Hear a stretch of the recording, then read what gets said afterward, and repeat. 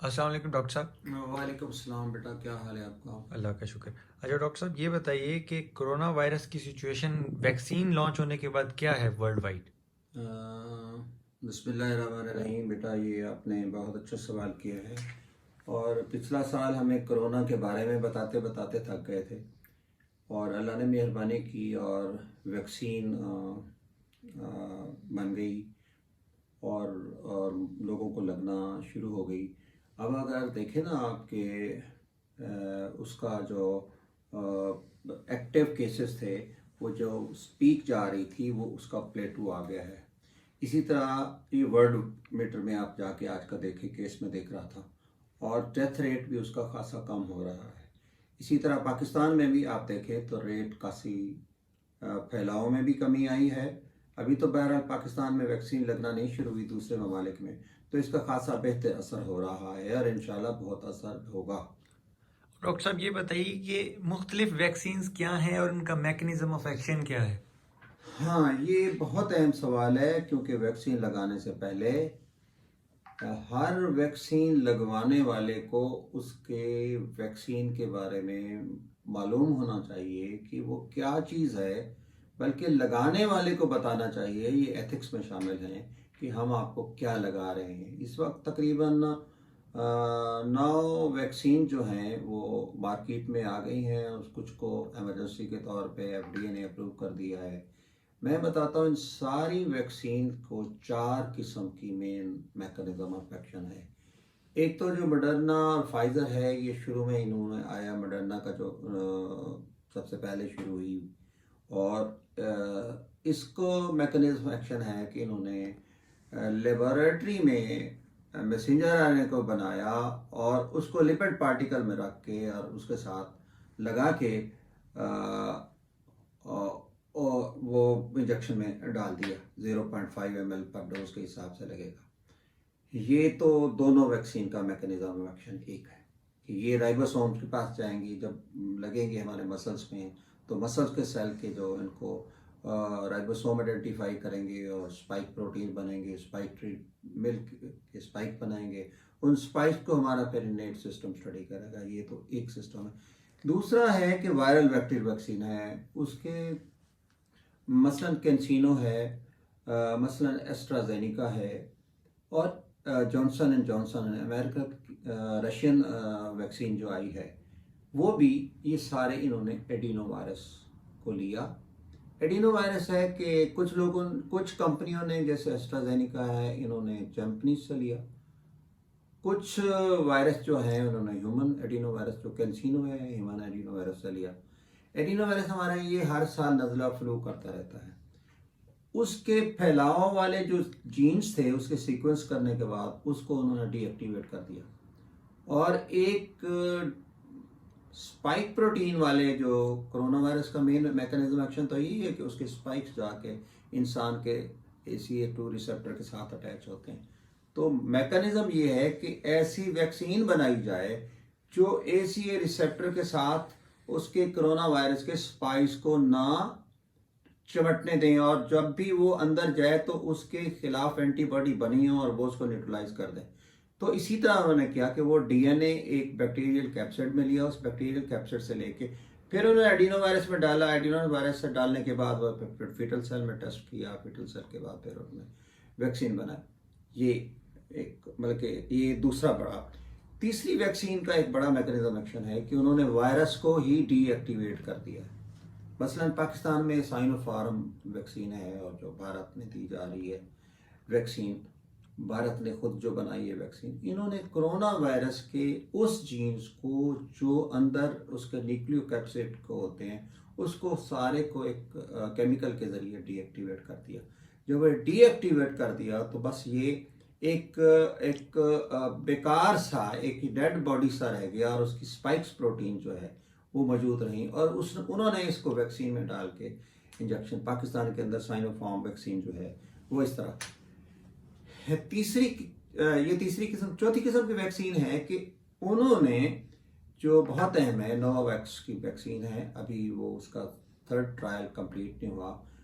उन्होंने क्या किया कि इस सारे मराहल को, जो इंजेक्शन लगेगा, इंजेक्शन हमारे मसल्स में जाएगा, वो मसल वैक्सीन जो है, हमारे मसल के वैक्सीन हमारे उसके खिलाफ स्पाइक प्रोटीन बनाएंगे, स्पाइक प्रोटीन वो स्पाइक बनाएंगे, उस स्पाइक को हमारे डेंड्रोसाइट्स आइडेंटिफाई के करेंगे, डेंड्रोसाइट्स हमारे इम्यून सिस्टम को देंगे, इम्यून सिस्टम हमारा इनेट अगर है, इनेट इम्यून सिस्टम के बाद हमारा दूसरा अडॉप्टिव इम्यून सिस्टम होगा, जिससे हमारे प्लाज्मा सेल भी बनेगा और हमारे साइटोटॉक्सिक सेल भी एक्टिवेट होंगे और हमारा इंटरफ्यूरॉन भी रिलीज होगा।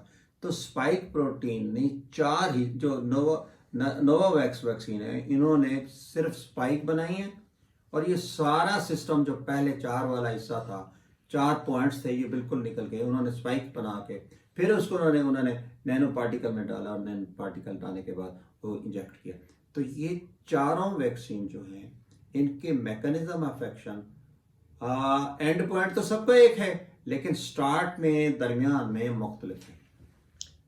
वैक्सीन किस उम्र के लोगों को नहीं लगवानी चाहिए? हाँ, ये देखें, ये जो साइनोफार्म वैक्सीन है ना, इन्होंने कहा है कि 18 साल से 60 साल की उम्र के लोगों को लगाया, क्योंकि ये ट्रायल थे और ट्रायल जब किसी चीज़ का नहीं हुआ तो एथिकली तौर पे उन लोगों के ऊपर, जिन लोगों के ऊपर ट्रायल नहीं हुआ, उन लोगों के ऊपर ये वैक्सीन नहीं दी जाती। तो इसलिए जो ख़ास तौर पे मैं आपको पॉइंट गिना दूँ, और इसके अलावा भी कुछ चीज़ें हैं जो जिन लोगों को हमने वैक्सीन नहीं देते। वैक्सीन जो है बुज़ुर्गों के अंदर ये सिनोफार्म का, लेकिन जो मॉडर्ना है और जो कैंसिनो का पाकिस्तान में ट्रायल हुआ है, वो मेरे ख्याल में, मैं खुद देखता रहा हूँ, 18 साल से ऊपर के और 65 साल के, मेरे ख्याल मेरे सामने कोई 80 ईयर के भी 1-2 लोग आए थे। तो इसलिए जिन लोगों के ऊपर ट्रायल नहीं हुआ, उन उम्र के लोगों को, बच्चों पे नहीं हुआ तो उनको नहीं देना चाहिए।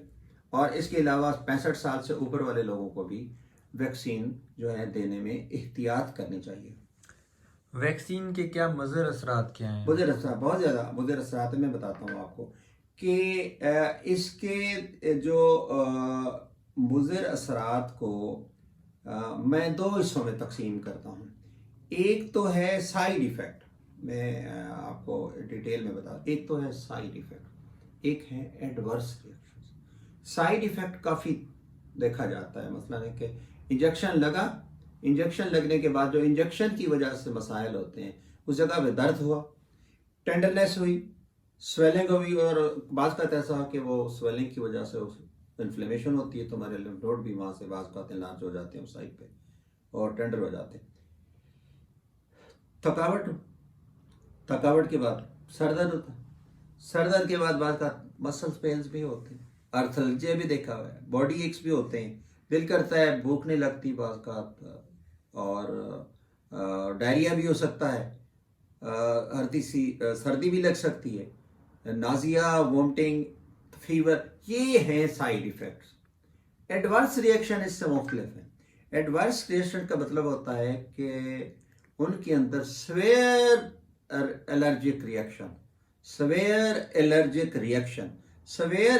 रिएक्शन में डिफ़िकल्टी इन ब्रीदिंग, सांस लेने में मुश्किल, swelling of your face, throat, redness, सारा हो गया। हार्ट बीट जो है वो खासी फास्ट हो जाती है, रैपिड हो जाती है। इसके बाद है कि आपको रैशेस बॉडी के अंदर हो सकते हैं, डिजीनेस, और इसको एनाफिलेक्टिक या एनाफिलेक्टॉइड रिएक्शन भी देखा गया है उसके साथ जो है। इसके बाद जो एक और ख़ास किस्म की जो रिएक्शंस देखा गया है उसके अंदर, कि वो डेथ भी हो सकती है, और जो मुख्तलिफ लोगों में देखा गया जो डेथ है वो ओल्ड एज में हुई है। तो इसलिए हम इसके मुज़र असरात को, मनफी असरात को 2 हिस्सों में तकसीम करते हैं।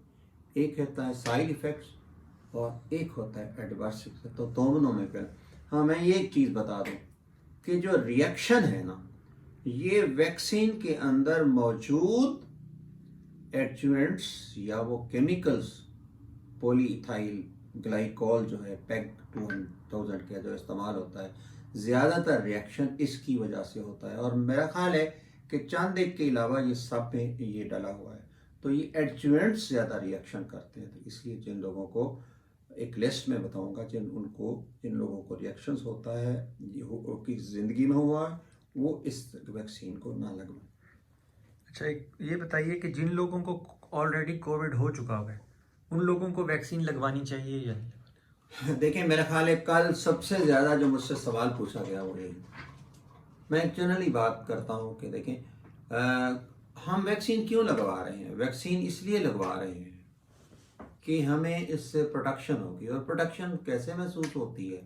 प्रोटेक्शन इस तरह महसूस होती है कि हमें उस वायरस के खिलाफ हमारे बॉडी के अंदर हमारा क़ुव्वत मुदाफ़ियत यानी एक फ़ौज को तैयार कर लेता है कि जब भी वो आए तो उस फ़ौज हमारी तैयार और उसके साथ जंग कर ले।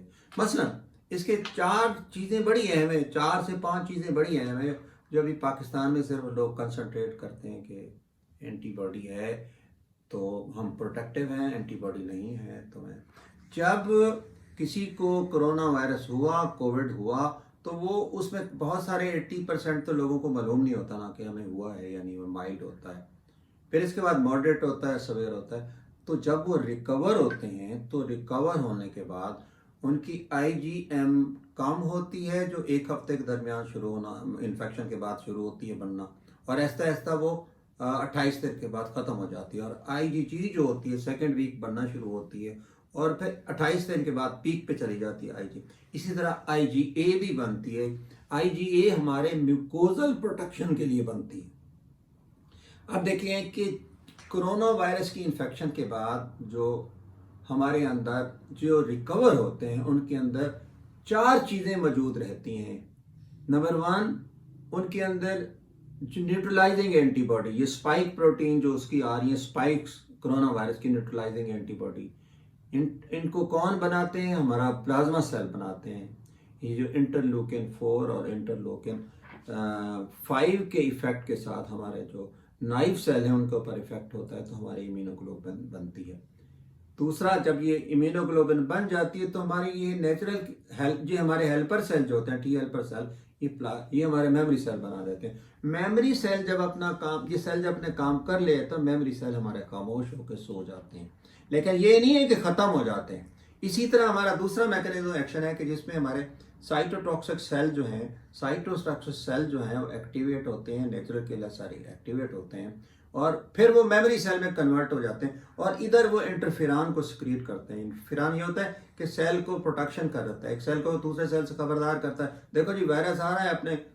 तो कोरोना वायरस से जो लोग रिकवर होते हैं उनकी स्टडी में देखा गया है कि कम अज़ कम जो इनका जो दादा था मर्स, जो आज 2002 में आया था, तो उन्होंने देखा गया कि उनसे जो इन्फेक्शन हो उनके खिलाफ एंटीबॉडी तो कम अज़ कम 2 साल रही, लेकिन उनके नेचुरल साइटोटॉक्सिक जो सेल थे वो कम अज़ कम 10 साल तक रहे। तो मेरा ख्याल है कि जो लोग रिकवर हुए हैं उनके अंदर दोबारा वैक्सीन नहीं लगानी चाहिए, इस किस्म की वैक्सीन को नहीं लगाना चाहिए कि उनके अंदर एक क़ुव्वत मुदाफ़त कुदरती तौर पर पैदा हुई है। क्यों एक ड्रग लेते हैं कि जिससे हमें साइड इफेक्ट होने के चांसेस हो? एक तो कोरोना से हम बच चुके हैं, फिर एक नई वैक्सीन लगवाएं और उस तरह के साइड इफेक्ट हुए। तो मेरी recommendation as a doctor, as a pathologist, as a scientist ये है कि जिन लोगों को कोरोना हुआ है, कोरोना रिकवर है, वो वैक्सीन ना लगवाएं। ये तो एथिकली भी नहीं है। लोग, कंपनियां तो कहती हैं अपना दुकान बेचने के लिए, मैं कहूँगा कि नहीं। एक बात, दूसरी बात ये है कि अगर साल गुजर जाता है और उनके अंदर ये 5 चीज़ें जो मैंने बताई हैं ये कम हो जाती हैं टेस्ट करने के बाद, तो उनको बूस्टर डोज लगवानी चाहिए।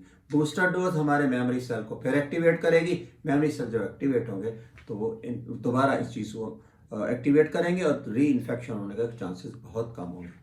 वैक्सीन लगाने के बाद कितनी देर बाद इम्यूनिटी डेवलप होगी? हाँ, मैंने आपको अभी बताया ना। देखें, ये कोरोना वायरस का बारे में, क्योंकि ये नया वायरस है ना, अभी हम कुछ कह तो नहीं सकते, लेकिन 3 से 4 स्टडीज़ मेरी नज़र से गुजरी हैं जिनमें देखा गया है, लेटेस्ट एक स्टडी में देखा गया है कि 8 माह तक उनके अंदर एंटीबॉडीज़ भी रहीं, यानी न्यूट्रलाइजिंग एंटीबॉडी स्पाइक के खिलाफ, उनके टी हेल्पर सेल भी थे, उनके प्लाज्मा सेल भी थे, उनके साइटोटॉक्सिक सेल भी थे और उनके अंदर इंटरफेरॉन लेवल भी। ये 5 चीज़ें 6 से 8 माह के बाद, क्योंकि अभी इतना ज़्यादा टाइम तो नहीं हुआ ना अभी इस वायरस को आए हुए, इन्फेक्शन को हुए और स्टडी को किए हुए। एक और स्टडी मैंने देखा कि उसमें देखा कि वो उन्होंने 3 माह इन्फेक्शन के बाद की, तो 3 माह के अंदर। एक और स्टडी मैंने देखा कि 1500 नर्सों के अंदर देखा गया, 1500 नर्सों के अंदर देखा गया 8 माह के बाद यूके में देखा गया। तो उन नर्सेज के अंदर एंटीबॉडी, ये 5 चीज़ें मौजूद थी। और उनमें ये भी देखा गया कि उनके अंदर इन्फेक्शन थी, लेकिन इन्फेक्शन जो है कोरोना वायरस इन्फेक्ट के थी, लेकिन यानी टेस्ट पॉजिटिव था, लेकिन उसके अलामात नहीं आ रहे थे। इसलिए नहीं आ रहे थे कि वो ऑलरेडी पहले ही इम्यून हो चुके थे। इसलिए वायरस ने तो आना है, वायरस ने नाक के जरिए, मुंह के जरिए आना है, लेकिन हमारा एंटीबॉडी सिस्टम जो है वैक्सीन के साथ और हमारी जो पहले रिकवर हो गए हैं उसके साथ, मेरा अपना जाती ख्याल है थ्योरेटिकली तौर पे, और मैं इसकी मिसाल भी दे देता हूँ।